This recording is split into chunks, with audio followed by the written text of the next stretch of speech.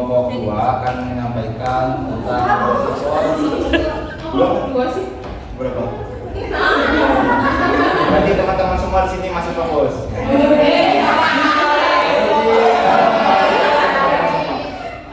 Ya baik, kami dari kelompok 4, kelompok 6. Kami dari kelompok 6 akan menyampaikan analisis SWOT mengenai kampanye kesehatan mental untuk informasi. Nah ini dari sini ada saya kenalkan dulu media kampanye untuk kesehatan mental atau layanan informasi kesehatan mental. Saya kenalkan terlebih dahulu, di sini ada Ibu Novia Fajriati Nufus dan juga ada rekan saya dari Semusutihan. Nah, ini teman-teman boleh kita lihat bagaimana media untuk kampanye atau media untuk layanan informasi kesehatan mental itu sebenarnya banyak, teman-teman. Ada media online yang sering kita gunakan, media sosial, ada juga media yang kita gunakan di website juga. Nah, kadang kita itu tidak peduli dengan kesehatan mental kita, dan juga tidak peduli dengan kesehatan mental orang lain. Bahkan kita tidak terlalu memperdalam bagaimana kesehatan mental.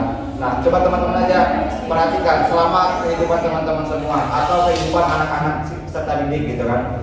Mereka kebanyakan sosial media mereka entah TikTok, Instagram, Facebook, YouTube ataupun Spotify yang mereka miliki, kebanyakan konten-konten yang hanya mendukung kehidupan dia aja gitu, entah tentang euforia dia gitu, kesenangan dia saja. Sedangkan kadang mereka itu merasa mereka itu terkena mental mereka terkena gangguan gitu.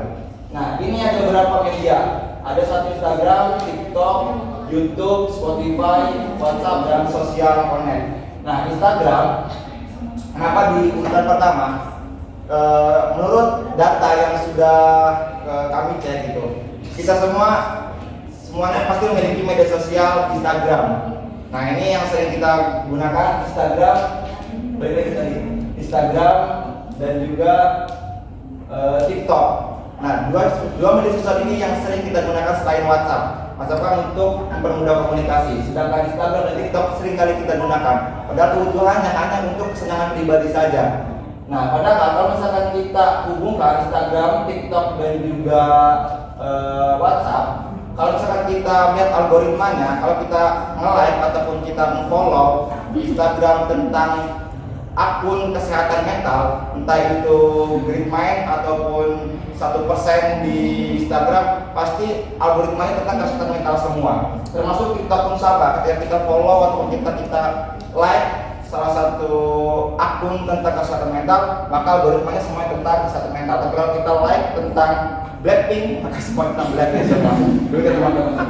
Nah, termasuk YouTube juga bisa dijadikan media untuk kampanye kesehatan mental.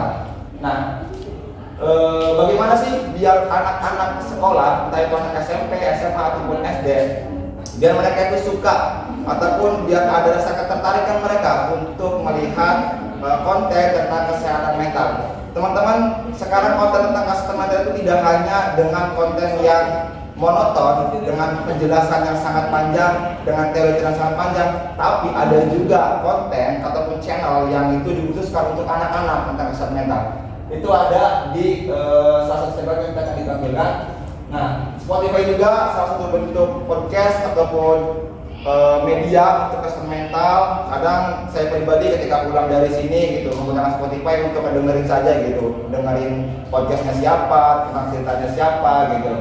Tanpa kita sadari kita nggak dengar itu, kita ke distract untuk bisa semangat lagi, untuk bisa memotivasi lagi gitu ketika kita mendengarkan hal-hal yang positif tentunya tentang mental kita.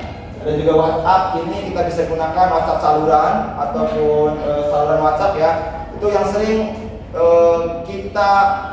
ada notifikasi ke kita. Nah, kadang teman-teman mungkin yang udah update ya WhatsAppnya itu udah ada saluran kan?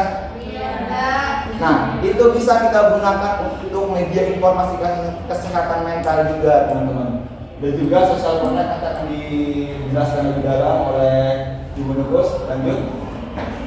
Nah ini merupakan waktu penggunaan media sosial, ya. Waktu per bulan saja yang dihabiskan oleh masyarakat Indonesia untuk menghabiskan waktunya untuk melihat ini, itu bisa dilihat TikTok 38 jam 20 menit, Instagram 16 jam 10 menit, terus YouTube 31 jam 20 menit. Intinya semua media sosial hampir kita habiskan untuk melihat konten-konten yang memang bukan menunjang untuk kesehatan mental kita. Nah, maka kita sebagai pendidik ataupun guru BK perlu sampaikan juga kepada peserta didik kita untuk bisa mengikuti konten-konten ataupun channel Instagram ataupun YouTube tentang yang membuat konten kesehatan mental. Yaitu lanjut. Nah, selanjutnya yaitu social connect yang akan disampaikan oleh rekan saya, Ibu Pupus, silakan. Ya, jadi di sini ada social connect. Ini kan ada barcode, teman-teman bisa scan barcode-nya, jadi bisa langsung nyambung ke websitenya. Social connect ini berdirinya sejak tahun 2019. Awalnya itu sebuah grup WhatsApp, karena banyak peminatnya, jadi semakin diperluaskan gitu kan. Jadi social connect ini ada beberapa komunitinya itu, jadi udah banyak sekali seperti kampus-kampus Indonesia, terus siswa-siswa juga yang bergabung dalam social connect ini.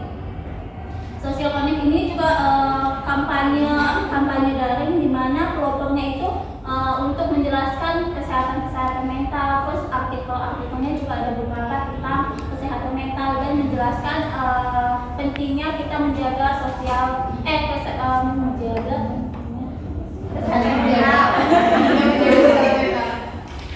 Gitu. Terus di sini juga kita bisa menjadi membershipnya. Kalau untuk membernya itu kita berbayar, dan tapi kalau untuk konsultasinya biasanya langsung disambungkan ke Telegram. Selanjutnya akan dijelaskan oleh Iris.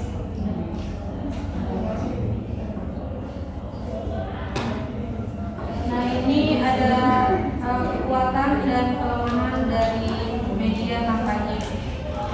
Yang pertama, strength, tersebar secara cepat, efisiensi biaya, mudah diakses oleh siswa, dan koefisien waktu.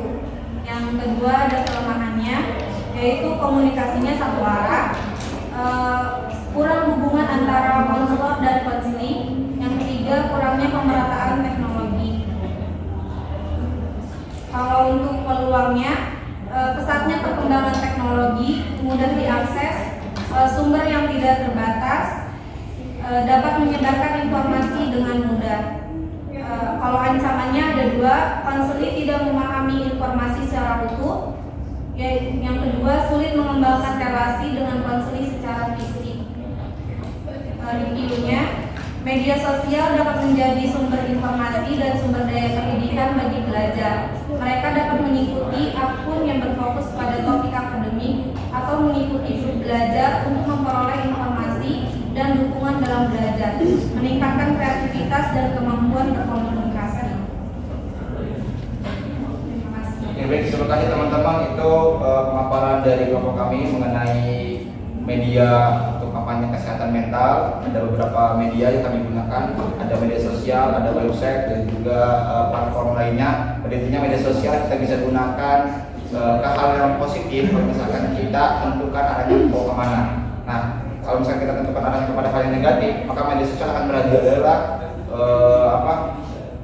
menjatuhkan kita gitu ke hal-hal yang lebih sangat negatif lagi. Nah, sengaja kami tidak merekomendasikan Twitter untuk media kesehatan mental, karena Twitter sesiap-siapnya Twitter tetap saja di situ banyak konten-konten yang memang tidak layak gitu untuk diperlihatkan kepada peserta didik. Gitu. Nah, itu terakhir dari Social Connect, itu merupakan platform yang bisa kita aplikasikan untuk media kesehatan mental, karena di website itu kita bisa bergabung dengan komunitas-komunitas yang ada di situ, baik itu dari komunitas yang ada universitas, ada juga komunitas yang ada dari siswa juga, di komunitas yang dari tenaga pendidik juga. Nah, kalau misalnya kita sudah bergabung pada komunitas itu, maka kita jalinkan dari platform Social Connect ke media sosial Telegram. Maka kita akan lebih leluasan untuk menjalankan komunikasi bagaimana tentang kesehatan mental melalui media Telegram. Demikian dari kelompok kami. Kalau mohon maaf jika ada pertanyaan dipersilakan.